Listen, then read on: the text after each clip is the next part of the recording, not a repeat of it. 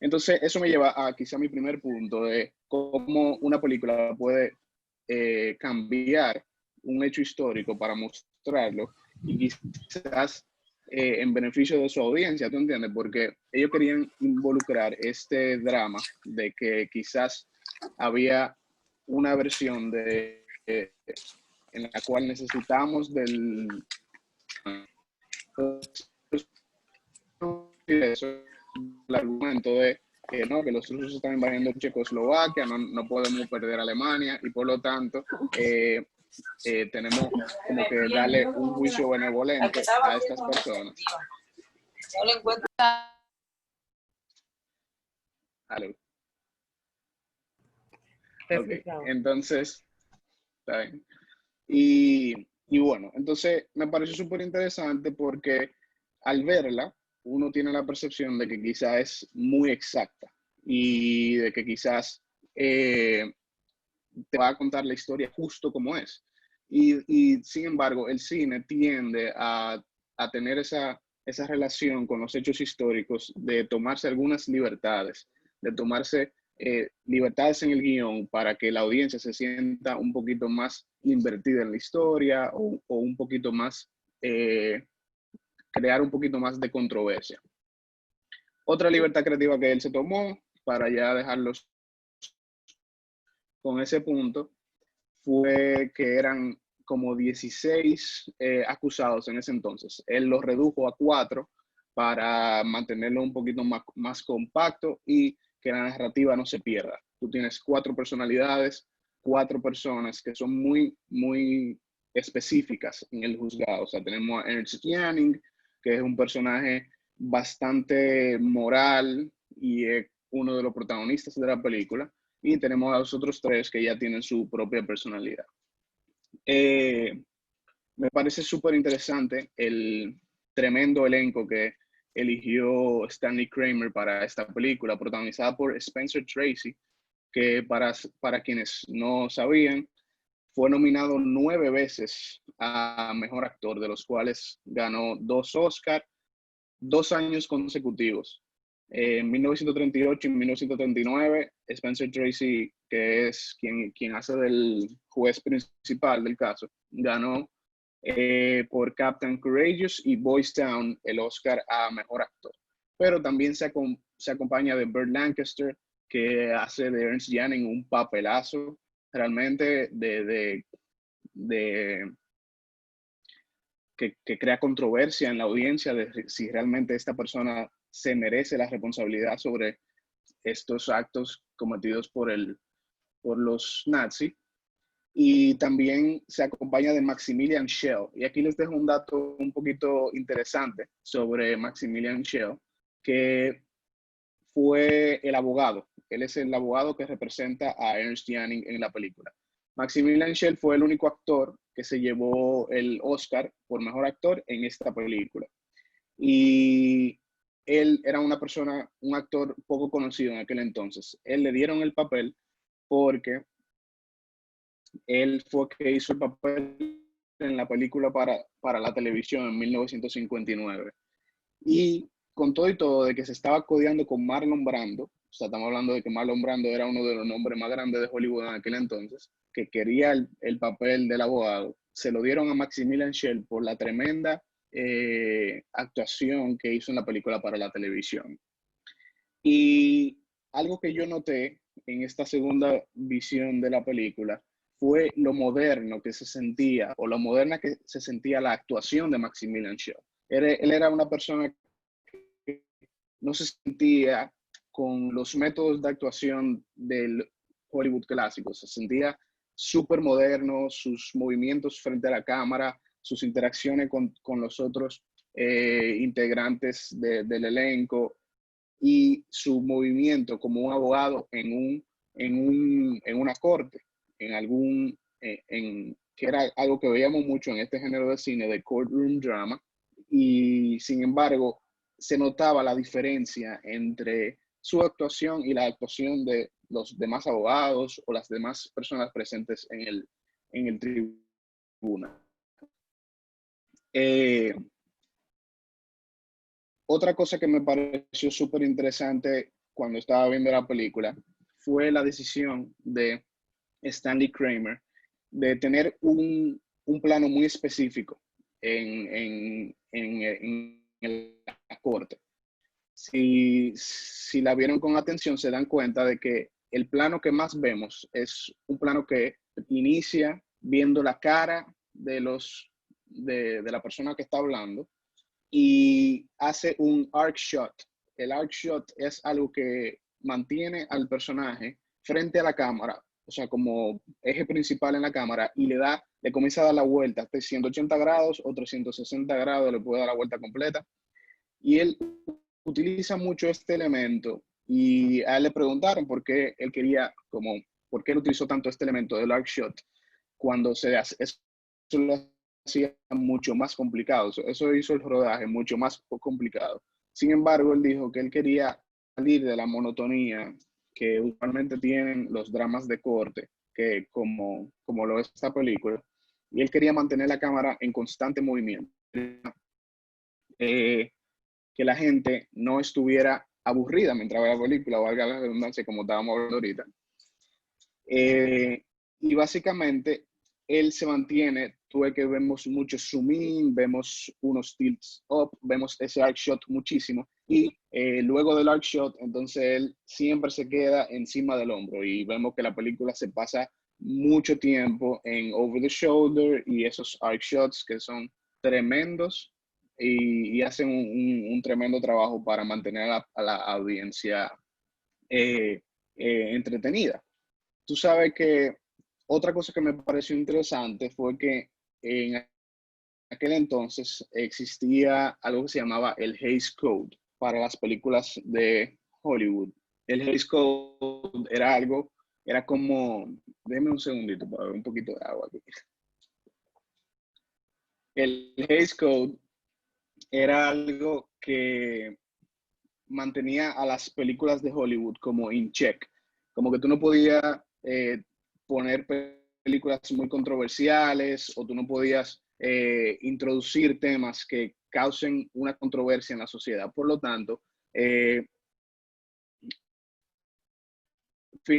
mantienen muy rígidos con el tema de crear una controversia con el hecho de que si los alemanes eran buenos o malos. O sea, ellos simplemente te presentan algunas personalidades que son controversiales, pero al final de la película se mantiene bastante homogénea la percepción de que eso fue muy mal hecho. O sea, como que eso fue, no tiene justificación los actos.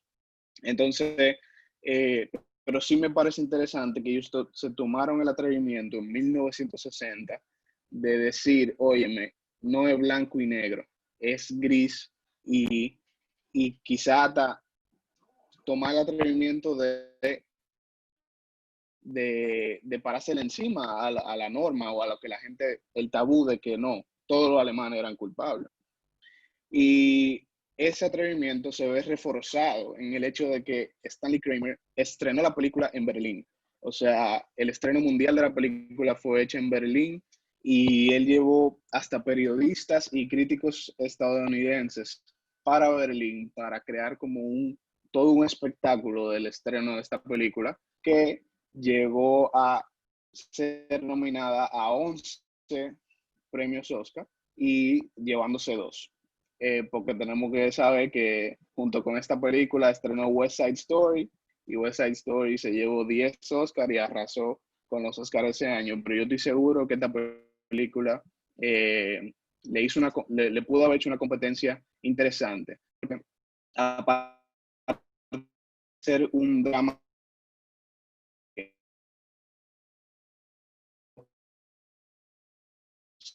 mundial, que era muy interesante y que sigue siendo muy acogedora para la gente curiosa de ese tema. Todas las escenas de exteriores o la gran parte de las escenas de exteriores fueron rodadas en Nuremberg, en Alemania, de hecho. Y yo estuve investigando porque una de las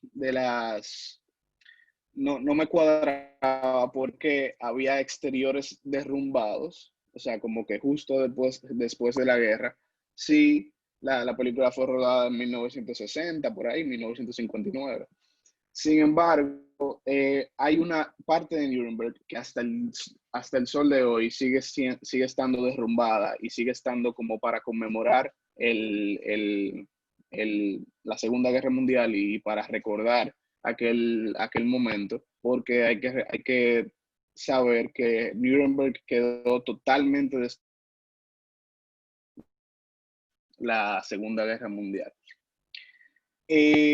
También me parece súper algo que debemos analizar y es el hecho de que el guión de Juicios de Nuremberg es un guión que le dicen como un guión de discursos, un script of speeches. Y eso, o sea, como que le hace mucho honor a su nombre, porque siempre vamos de discurso en discurso. O sea, todas las personas que pasan por la corte tienen un discurso que ya sea sobre una exposición sobre lo que se está contando o un discurso un poquito más moral, como el que tiene Ernst Janning, que es una tremenda actuación de Burt Lancaster. Y me parece súper bien cómo ellos manejan este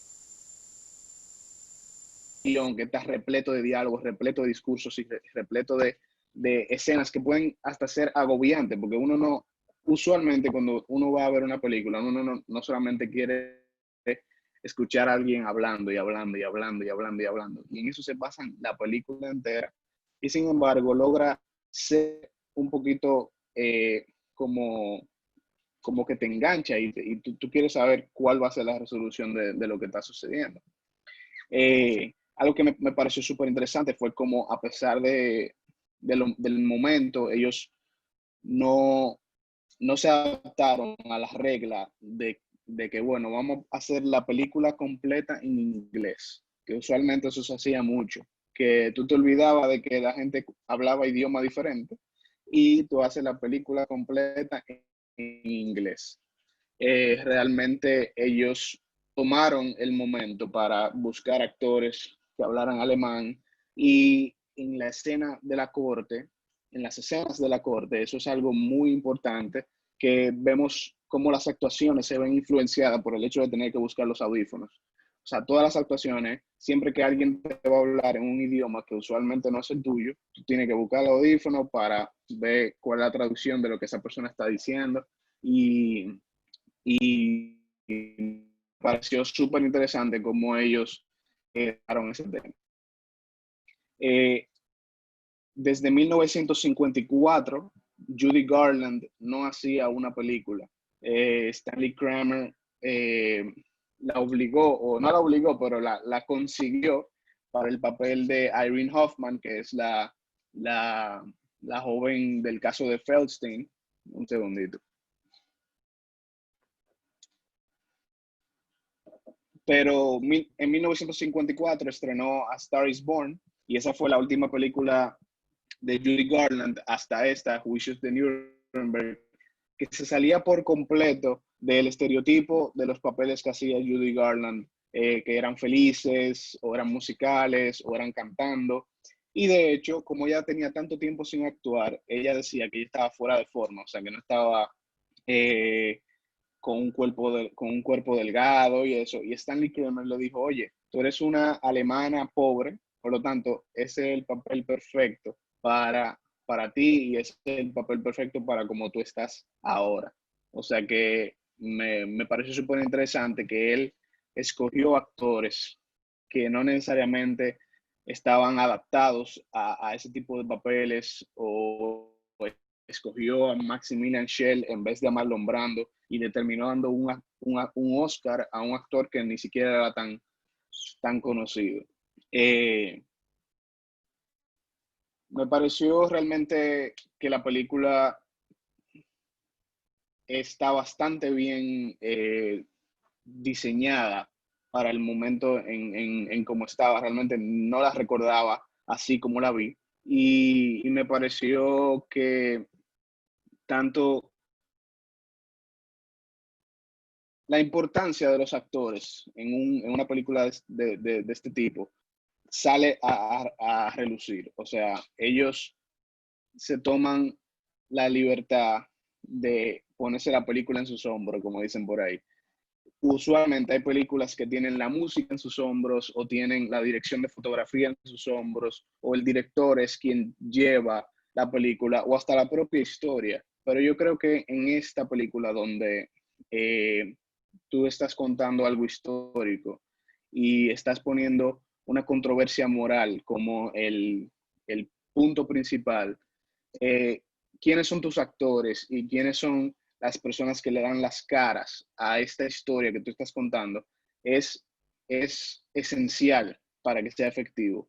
O sea, si tú no tienes un abogado que te, o sea, que realmente hace comprender a tu audiencia de que no solamente ellos son los culpables, sino Alemania completo, o realmente es así, o tú no tienes un juez que realmente es capaz de actuar, ser imparcial en el tribunal, entonces tú no vas a tener una película eficiente. Y yo creo que eso es lo que mejor hace Los Juicios de Nuremberg, que es una película de actuaciones, de discursos, y que aunque intenta crear una controversia y lo hace bastante bien, porque los abogados tienen posiciones muy distintas, pero que a la vez no dejan de ser ninguna falsas o verdaderas, sino que como que tú pudieras preparar una defensa realmente con los argumentos que estaba presentando el abogado de los alemanes. Sin embargo, sí termina en una nota un poquito complaciente y un poquito como diciéndote, eso estaba incorrecto, y aunque aquí estamos planteándote algo que pudiera ser otra cara moneda, realmente no lo es. Y nada, me parece realmente una gran película. Así que quisiera darle la oportunidad a los demás, Ah, o a Isidro ahora, de que me dé su opinión. sí, pero antes, Víctor, como tú Ujú, estuviste diciendo al principio, que para los ujú, directores que van a llevar a cabo una adaptación de una película basada en hechos históricos, realmente es un reto para no dejar nada a la imaginación, sino que tratar de que esa claro, adaptación cumpla con esos hechos verídicos. Entonces, esa es la pregunta que te hace Máximo Domínguez por el chat. Si tú consideras que a ok. pesar de esos cambios que se hicieron para la adaptación, realmente mantuvo la esencia de lo que realmente sucedió. Sí, mira, eso pasa más a menudo de lo que usualmente sabemos. O sea, la mayoría de las películas basadas en la vida real tienen sus cambios, sus adaptaciones, para que sea efectivo el guión y por lo tanto sea efectiva la historia y tú puedas contarla en 2 horas, 2 horas y media o 3 horas como esta película. Sí me parece bastante efectivo como ellos, a pesar de los cambios, pudieron mantener la esencia de lo que fueron los juicios de Nuremberg. Una de las líneas más importantes para mí de la película fue cuando Ernst Janning dice, este tribunal no tiene, yo no reconozco la jurisdicción de este tribunal. Y, y básicamente esa era la esencia de los juicios de Nuremberg. Eran los vencedores juzgando a los perdedores. Y yo creo que eso se ve demasiado tácito en la película y se ve muy grosero, como, como la hipocresía, ¿te entiendes? Como de, óyeme, te estamos juzgando porque pasó esto malo. Sin embargo, en el propio Estados Unidos, fíjate cómo ellos citan una ley de los Estados Unidos o una jurisprudencia de los Estados Unidos que justificaba las esterilizaciones. Y entonces esos pequeños puntos de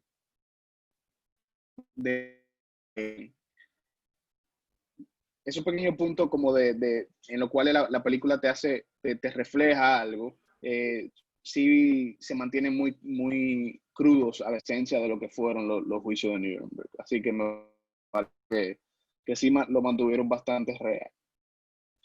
Otra pregunta de Laura es, ¿consideras que a la fecha sigue siendo trascendental?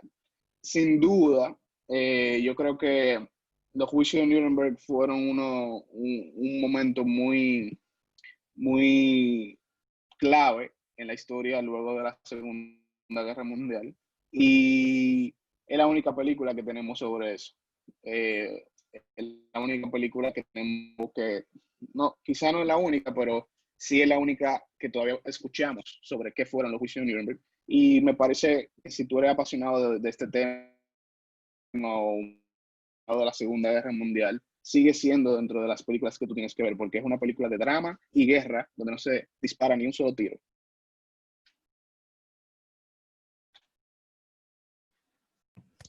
Excelente, Víctor. Vamos a pasar la palabra a Isidro para que continúe con el diálogo.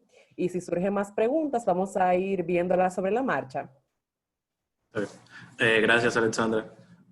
Con respecto a algunos comentarios que hizo Víctor, me gustaría también profundizar sobre eso.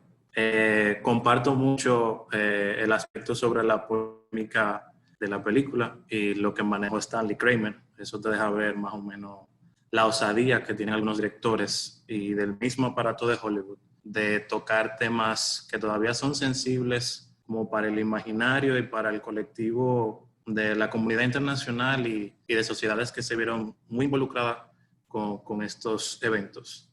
Para dar otro ejemplo, eso sucedió mucho con la representación de la guerra de Vietnam, que pocos años después de que finalizó, dos grandes directores como Michael Cimino y Francis Ford Coppola hicieron grandes producciones que criticaban e invitaban a reflexionar la dualidad de estos eventos y cómo esto afectaba a la comunidad internacional con las películas de Deer Hunter por parte de Cimino, que para ese entonces ganó mejor película, mejor director, y mi película favorita de Francis Ford Coppola, que es Apocalypse Now, esa oda grandilocuente y casi magnánime a los horrores que sucedió en la Segunda Guerra Mundial, en la Guerra de Vietnam.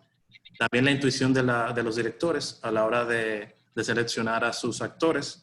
Creo que Stanley Kramer se la jugó de seleccionar a Maximilian Schell por encima de Marlon Brando, y creo que su actuación es muy interesante y es uno de los puntos fuertes que tiene la película. Ya con comentarios de la película, la primera vez que la vi fue justamente cuando iniciaba la carrera de Derecho. Tomaba Introducción 1 en Santiago, y con esta segunda vez que la veo, en lo personal, mi opinión y mi apreciación hacia la película ha mejorado, quizá por el hecho de entender más la profesión, las distintas teorías jurídicas a la película, y creo también saber un poco más de la vida. Le hace honor a lo que me enseñó una profesora de cine, que dice que cada película hay que verla por lo menos 2 veces. Una para ver su historia y ya la segunda para profundizar en sus temáticas, en cómo aborda cierto tipo de temas, reflexiona sobre algunos aspectos que trata a través de su narrativa. Y creo que el tiempo, como el vino, la fue añejando bien y ha aumentado mucho mi apreciación hacia la película. En efecto, como dice Víctor, Los Juicios de Nuremberg es una película de muchas lecturas y cargada de un contexto histórico, jurídico y principalmente moral. Eso se engloba bastante.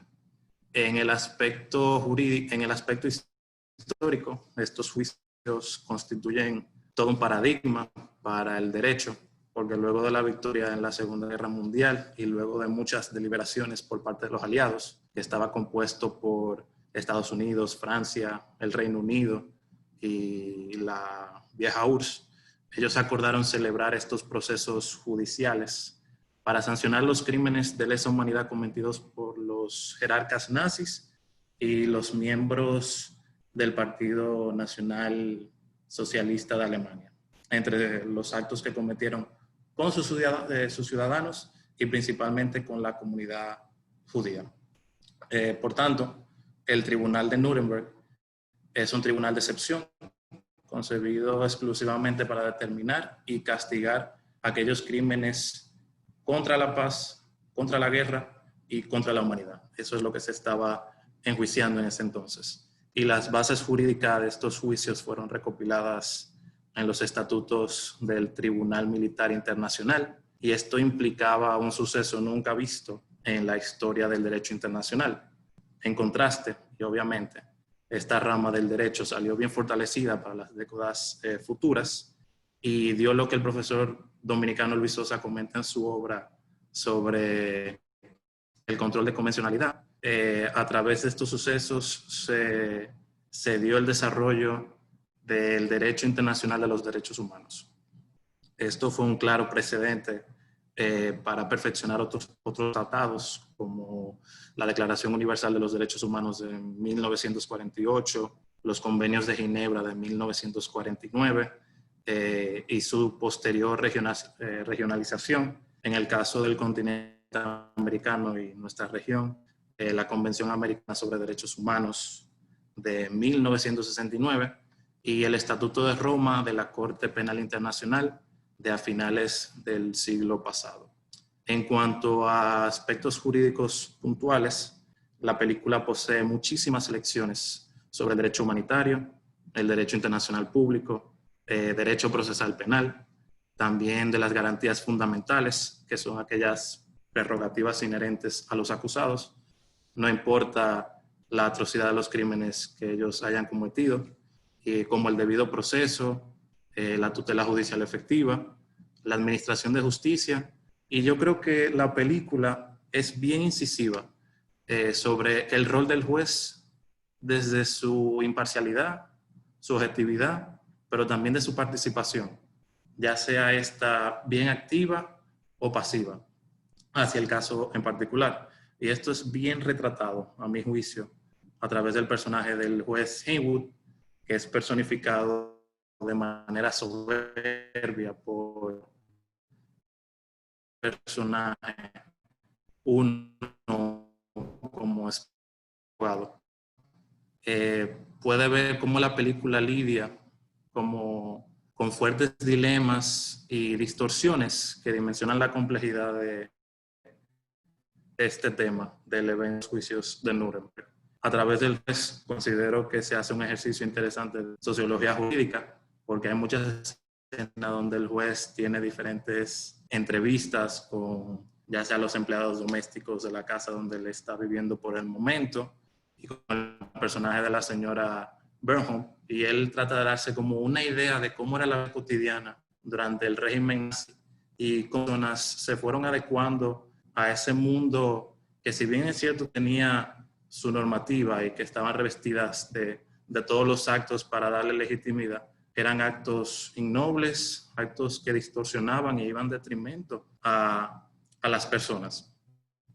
Y yo creo que el juez, el personaje del juez, utiliza distintos métodos para ir construyendo un razonamiento judicial basado en la ponderación, en la razonabilidad, en principios, en valores, y estas técnicas que él va empleando le permiten como crear una visión holística y completa de lo que él está juzgando en esos juicios de Nuremberg.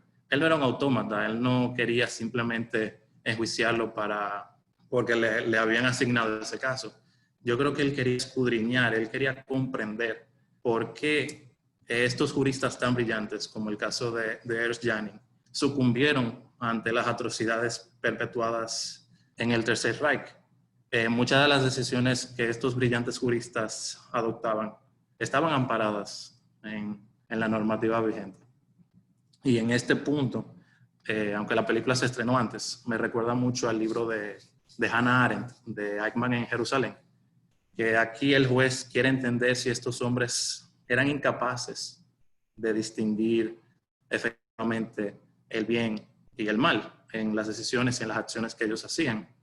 Y es una reflexión sobre la maldad que existe en la condición humana, pero también de cómo tú te vas moldeando y tú te vas adecuando a un sistema que, si tú lo retabas, te podían surgir represalias que podían terminar incluso con tu vida. Un segundito. Yo creo que por eso el personaje de Janning, cuando él reconoce la totalidad de su culpa en esa en esas declaraciones que él da en el estrado, que ahí sí sucede ese juego de la cámara que decía Víctor, de hacer como ese recorrido durante toda la sala del tribunal y termina con un zoom como que bien dramático a esa revelación que él hace. Yo creo que es un momento cinematográfico muy bien logrado y que tiene un impacto como que contundente con el personaje, con la narrativa y con lo que uno iba construyendo en la historia. Y ahí Janine te demuestra que él estaba en pleno conocimiento de la naturaleza criminal de esos actos. Y yo creo que como Eichmann, él simplemente estaba cumpliendo con su deber, aunque era totalmente innoble y iba en detrimento de las personas. El debate es tan jurídico como moral, como decía al inicio. El juez hace como que el juez Haywood, personificado por Tracy, hace una abstracción de todo esto y trata de establecer una idea de cómo el ordenamiento jurídico es manipulado por estas personalidades autoritarias y que instauran régimen violentísimos, que eran normativas inhumanas y principalmente xenófobas. Hay muchísima dualidad en la película. Esto se extiende a compartir con la argumentación jurídica del abogado de la defensa, personificado por Maximilian Schell, que creo que era Hans Rolf. Él tiene una actitud y un dominio del caso bien pragmática y esboza unos alegatos que permiten eximir la culpabilidad de los imputados. Y ahí es, independientemente de tu convicción, tú tienes un deber de defender a tus imputados, a los acusados, y a través del pragmatismo, a través de ese uso de la lógica y de la argumentación, tú tratas de eximirlo de cierta culpabilidad y también como de salvaguardarlo de tener una sentencia mucho más drástica. Yo creo que también ahí como abogado la película te invita a reflexionar y ponderar los dos lados que se están discutiendo sobre los crímenes y también la defensa que pueden establecer estas personas para eximirse de su culpabilidad. Con respecto a las distorsiones que presenta la película, me atrevo a agregar que Stanley Kramer y su guionista Avi Mann hacen una reflexión sobre la excepcionalidad estadounidense. Eso es un aspecto que en el cine lo abordan directores como Clint Eastwood. Es un sentimiento como que exacerbado de ese patriotismo estadounidense, pero también de cómo los estadounidenses tienen una visión de corrección política y social hacia las otras naciones, de cómo Estados Unidos establece pautas a la comunidad internacional cuando ellos mismos han sido perpetradores de grandes atrocidades, incluso durante la Segunda Guerra Mundial. Esto se puede apreciar a través de esa actitud que tiene el personaje del procurador Lawson, que es el abogado, el procurador fiscal que está llevando el caso, y que él también apela a una argumentación sensible. Y esa escena, cuando él enseña las películas de los campos de concentración, eso toca una fibra bien sensible y también te permite vislumbrar la atrocidad que se perpetuaron y que esa es la reparación que se quiere lograr. Otras críticas que hay alrededor de estos juicios, que la película no toca directamente, pero es parte de ese trasfondo temático y de ese contexto histórico que tiene. Y creo que nos corresponde a nosotros como abogados profundizar, es en la legalidad y la legitimidad de instaurar un tribunal compuesto por representantes extranjeros en suelo alemán para impartir justicia. Esto ya estaba recogido en los estatutos del Tribunal Militar Internacional. Esto también trae a colación si vulnera un principio del derecho penal, que es la imputabilidad de los ilícitos, que en este caso eran hechos colectivos y se estaban aquí culpando a un grupo de personas. No involucraban, no, eran como los chivos expiatorios, eran los jerarcas que podían dar esa ilusión de que eran los que tomaban las decisiones y los otros ejecutaban.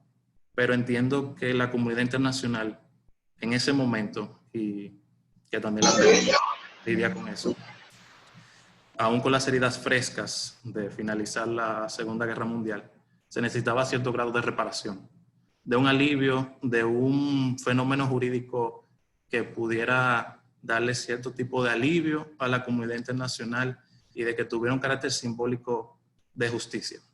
Yo creo que eso al final era lo que buscaba el juez cuando él se dio cuenta de lo que él había evaluado y de todo lo que él había aprendido y él había abstraído de la sociedad alemana. Y creo que los juicios de Nuremberg es un ejemplo perfecto de ese género de tribunales, de ese cine jurídico que resulta muy didáctico y lo estamos viendo con esta actividad. Y considero que con lo discutido hasta ahora demuestra que la película es provocadora e invita a mucha reflexión y tiene como que ese lugar con otras películas que recomiendo bastante, que son Anatomía de un asesinato de Otto Preminger, Witness for the Prosecution de Billy Wilder, o 12 hombres enojados o El veredicto, que son de Sidney Lumet, o una película que se llama Herederos del viento, que es en 1960 y es del mismo director, Stanley Kramer. Excelente, Isidro. Tenemos el chat encendido. Parece que la parte legal también llama más la atención. Tenemos una duda que le surge a Rubén y a Nicauris. Ellos se preguntan, porque es algo que también nos surge a todos, sobre la veracidad del juicio. Si fue legal el juicio, el tribunal también, si se viola el principio de legalidad, y qué pasa con la figura del juez natural. Vamos a ver, a discutir un poquito sobre esta parte. Bueno, en ese sentido creo que lo tocaba brevemente sobre el rol que tenía el juez Hewitt, pero yo creo que esa es una crítica bien contundente contra la legitimidad y legalidad de estos juicios, porque se estaba castigando a los vencidos. Por eso, como decía Víctor, esa noción de quiénes son los vencedores y quiénes son los vencidos. A quiénes tenemos que castigar para tener cierto tipo de alivio y de reparación. Creo que el contexto histórico invitaba a que en esas heridas que había en la comunidad internacional a través de sus representantes, que eran los aliados, establecieran estos estatutos que puntualmente iban a enjuiciar y sancionar los crímenes contra la paz, los crímenes de guerra y los crímenes de lesa humanidad. Realmente hay que entender el contexto. Los aliados no estaban muy de acuerdo con celebrar estos juicios.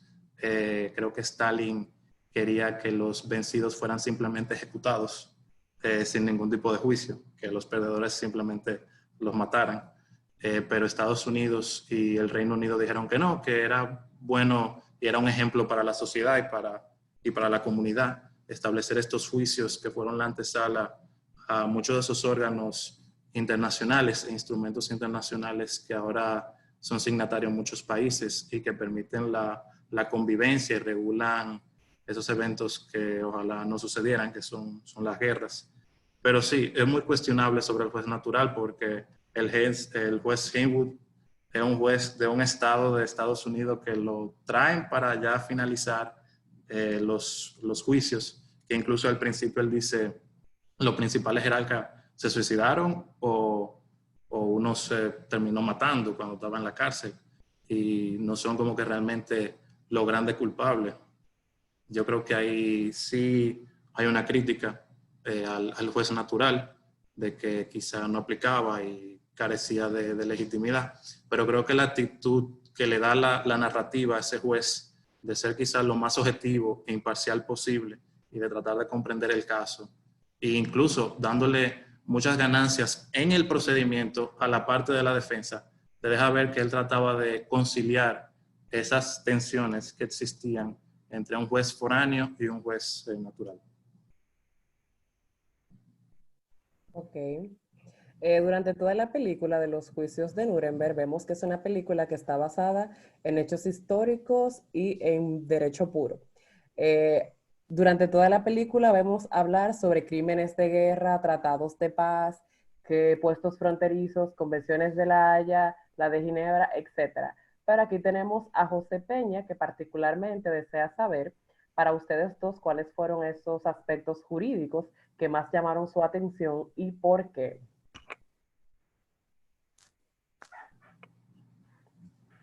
¿Se escucha? Tú comienzas. Víctor, si tú Bueno, quieres, está bien. sí. Como Bueno, quieren.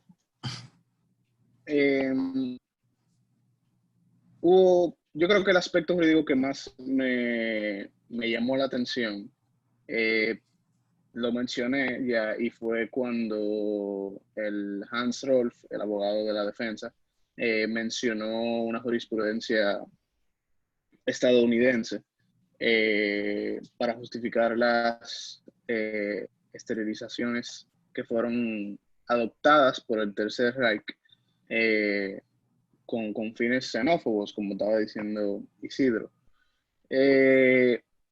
Me parece un atrevimiento, primero por parte de los creadores de la película, tomarse la libertad de criticar algo tan real y tan presente en aquel entonces. Y es un aspecto jurídico que no se queda en aspectos jurídicos, porque puede ser que cuando tú estás tratando aspectos jurídicos en una película de drama de corte como esta, es simplemente para rellenar y como intentar llevar la historia y como justificar acciones de los personajes y cosas así, pero esta cita de esta jurisprudencia crea una controversia en los personajes y en la audiencia. ¿Entiendes? O sea, como que quiénes son ellos para juzgar a estas personas si en su propio país existe lo que ellos están juzgando. Y eso creo que fue como uno de los aspectos que más me llamó la atención o se quedó conmigo, que hasta quise investigarlo, si eso todavía existía o si todavía, o hasta qué tiempo se mantuvo presente la esterilización y todo eso. Así que creo que ese es el que más me llamó la atención a mí. En lo personal, yo creo que el personaje del abogado de la defensa, Rolf, él tiene como que esa... Es un personaje joven y tiene como que esa ambición precoz y como que tiene esa intención de demostrarle a su maestro, que es Janning, de que él puede hacer un buen trabajo, de que él lo va a defender con mucho ahínco, con mucho brío, con mucho vigor y a través de una lógica y de una argumentación jurídica bien fuerte. Pero yo creo que esa ambición lo traiciona y uno como abogado también lo puede apreciar, que es cuando le está haciendo ese interrogatorio al personaje de Judy Garland, cuando están hablando del caso de Feldenstein, que él la está casi acribillando con las palabras, la está poniendo en un punto de quiebre psicológico y de un quebranto emocional bien fuerte. Y Janning se da cuenta de que su discípulo se está volviendo en esa figura que ellos, los acusados, se transformaron. Y yo creo que ahí la ambición de Rolf lo traicionó y creo que como abogado joven creo que es un reflejo que uno pudiera como que apreciar y de no dejar que la pasión te consuma tu línea de ejercicio de profesión y de que tú también mantengas como que una línea pura, ética, pero también para garantizar la defensa del acusado, la persona que tú estás defendiendo. Y principalmente la actitud del juez. A mí también me quedo con esos dos caracteres que tienen esos dos personajes en cuanto a aspecto jurídico.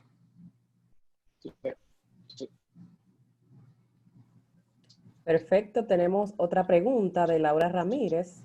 Ella nos dice que si ustedes entienden que la transición tan efectiva que tuvo Rusia fue gracias a los juicios de Nuremberg o influyeron otros factores. ¿Tú te refieres a la transición que ocurrió en Alemania? O sea, de que ellos como que se apoderaron de una parte de Berlín. ¿Se escucha? Y eso. Sí, se escucha. Sí, se escucha.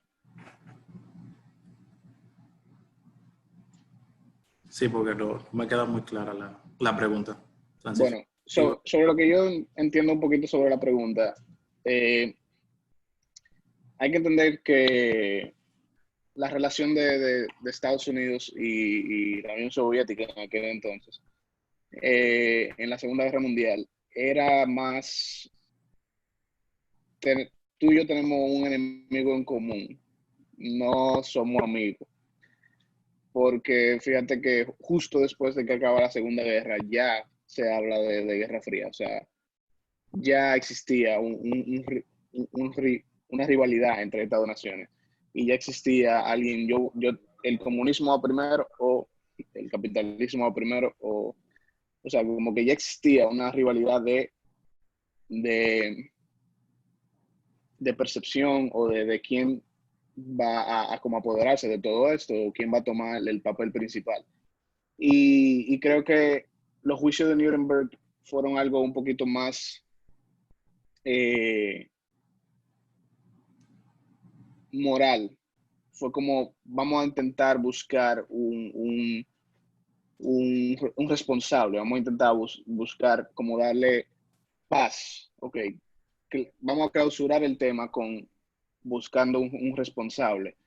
Y quisieron politizarlo, quisieron entrarle política cuando estaban manipulando los resultados de los juicios con ver, o sea, con tomar posición territorial o política sobre la nación. Entiendo que muchos otros factores influyeron en la transición de Rusia o la inclusión de Rusia en Alemania. Pero no creo que Nuremberg haya sido uno de ellos que hayan sido como esenciales para eso. ¿Qué tú piensas? Yo creo que los eventos que, como tú bien señalabas, Víctor, al principio, tratan más o menos de influir en cuanto a cómo debe culminar el proceso y de cómo uno tiene que mantener a tus aliados, independientemente de que sean enemigos cuando tú lo estás enjuiciando, pero tienen que mantenerse a tu lado mientras se va desarrollando ese contexto de inicio de Guerra Fría. Pero creo que realmente por como la historia se comportó en la realidad de que Rusia tenía una actitud bien beligerante en cuanto a cómo debían ser castigados los vencidos, los alemanes, y ver cómo se manejaba cierto tipo de formalidad procedimental y de que se estaba llegando a un cierto tipo de reparación. Yo creo que eso influyó a esa transición que tuvo Rusia. Creo que eso también cambió un poco la mentalidad. Perfecto, tenemos otra pregunta para ti, Isidro, de parte de Tamara Aquino. Ella pregunta si tú consideras que esta es o no una de las películas mejor logradas de Stanley Kramer y por qué. Bueno, de Stanley Kramer fue un director bien consolidado en la industria hollywoodense. He visto 3 películas de él. Esta, Los Juicios de Nuremberg, Inherit the Wind, que la mencionaba en el análisis, y una comedia bien bombástica, si pudiera ser una palabra, que se llama It's a Mad, Mad, Mad World, que también cuenta con Spencer Tracy y con muchos de los cómicos de la década de los 60. Dura 3 horas y media. Es una película manejada en una persecución de un grupo de personas que quiere conseguir un dinero que está enterrado, creo que si la memoria no me falla, en California. Y es una película bien exagerada, bien disparatada, pero muy bien lograda en cuanto a las actuaciones, a los personajes bien disparatados y bien cómicos. Pero creo que mi película favorita de Kramer es Inherit the Wind, que es de las que he visto, de 1960. También es de un corte judicial, de tribunal, y tiene otro tema bien sensible que es sobre la libertad de expresión y la libertad de pensamiento en el sistema de educación pública en Estados Unidos, cuando un profesor está enseñando la teoría de Darwin en una escuela pública y los señores de ese pueblo lo enjuician y dicen que él va en contra de la palabra de Dios. y sorpresa, el abogado que defiende a ese profesor es Spencer Tracy, y ahí sucede un debate filosófico interesantísimo entre la defensa y el Ministerio Público, y creo que ahí Kramer no cae en ese toque tan solemne que le dio a George Nuremberg, que puede hacerla bien sombría, bien formal, que a veces puede cansar por ese desarrollo casi ceremonioso que le tiene a los juicios de Nuremberg. Pero en lo personal, a mí me gusta mucho Inherit the Wind, desde 1960. También es de corte judicial, pertenece al cine jurídico, y creo que en cuanto al manejo formal de aspectos cinematográficos como ritmo, narración, actuaciones, dinámica, está más lograda y quizá mucho más didáctica, porque de esos juicios que te manifiestan las tensiones que hay en el derecho, que es la libertad de pensamiento, la libertad de expresión y también el estado secular.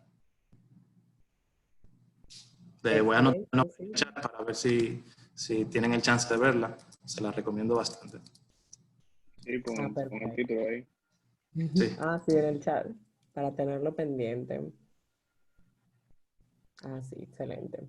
Yo sé que al inicio de sus ponencias, los dos hablaron un poquito sobre eso, pero ya para finalizar y cerrar bien esta parte, en la película se reiteraba una y otra vez que haciendo este juicio se iba realmente a cambiar la historia, porque lo que se buscaba con los juicios de Nuremberg era que este hecho no se volviera a repetir.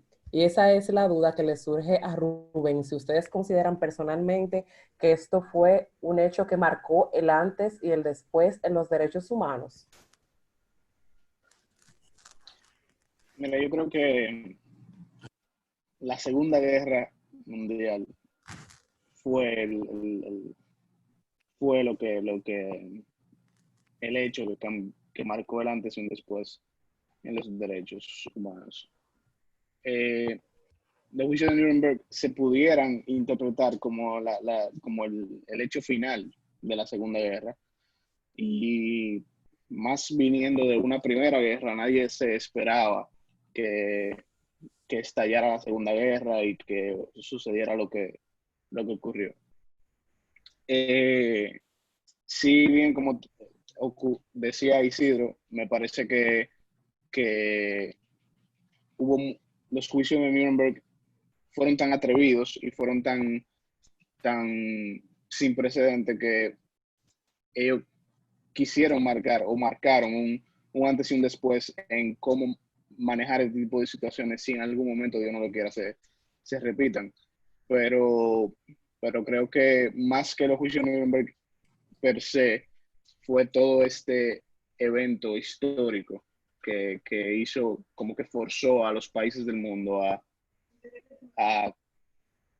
cambiar y rediseñar su sistema jurídico. Así que eso es lo que yo opino. Continuando con la pregunta, yo creo que sí, que los juicios de Nuremberg suponen un hito y un fenómeno jurídico de gran connotación, incluso hasta simbólica. Después de la Segunda Guerra Mundial se formó la ONU, se dio la Declaración Universal de los Derechos Humanos, empieza esa creación bien firme de qué es el derecho internacional, de los derechos humanos, del respeto a la vida, a criticar los males y los vicios que tiene las guerras en las sociedades y cómo eso afecta y crea una herida sin precedentes en la historia de un país.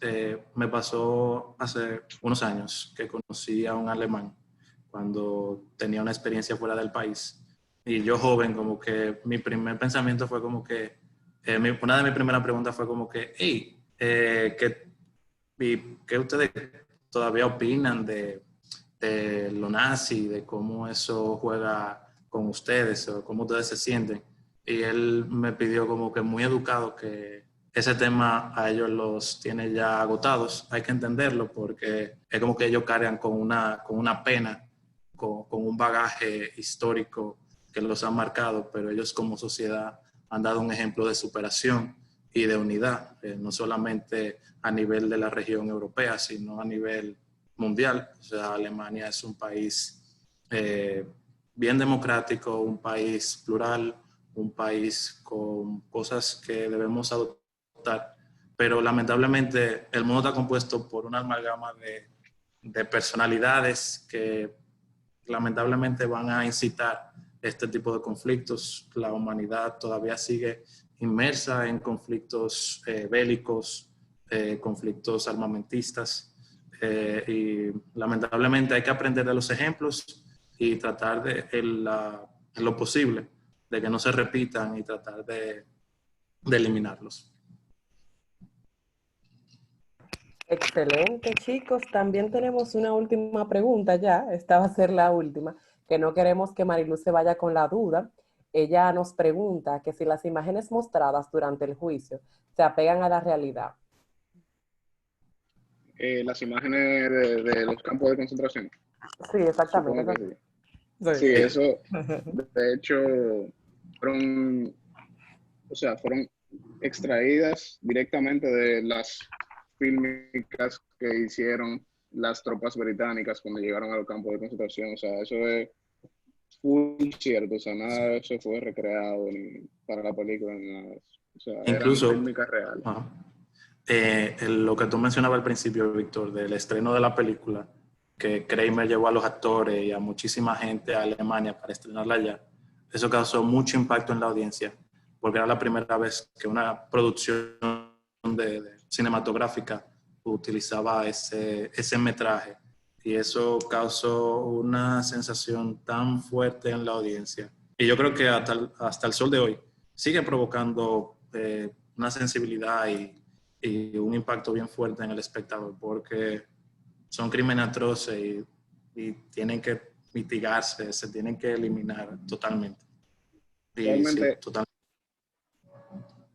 realmente como tú decías, como audiencia, ese sigue siendo el momento en que tú condenas ya a los imputados. O sea, como audiencia de la película, tú puedes estar entre dos, entre si ellos realmente son responsables o no, pero llega un momento que cuando te muestran esas imágenes, tú dices, no, mira, no hay justificación. Quien sea que haya tenido No, un gramo de responsabilidad en esto, te merece una pena. Entonces, ahí está lo que tú decías sobre el apego a la sensibilidad que hizo el abogado el procurador. el procurador. Excelente, pues muchísimas gracias Isidro García y a ti también, Víctor Piñeiro, por compartir con nosotros, colaborar en esta primera edición de lo que es el cine jurídico Adocrit. También queremos agradecer formalmente a todos nuestros asociados, a todos los participantes que quisieron formar parte de esta primera edición, para la Junta Directiva de la Asociación Dominicana de Crítica y Desarrollo Jurídico. Es más que un placer siempre contar con su apoyo y su disponibilidad. Así que muchísimas gracias y buenas noches a todos y todas. Esperamos que en un próximo evento también podamos contar con su valiosa presencia. Un placer. Muchísimas gracias por la invitación. Siempre a la orden, que pasen buenas noches. Igual. Bye, bye, igual. Bye.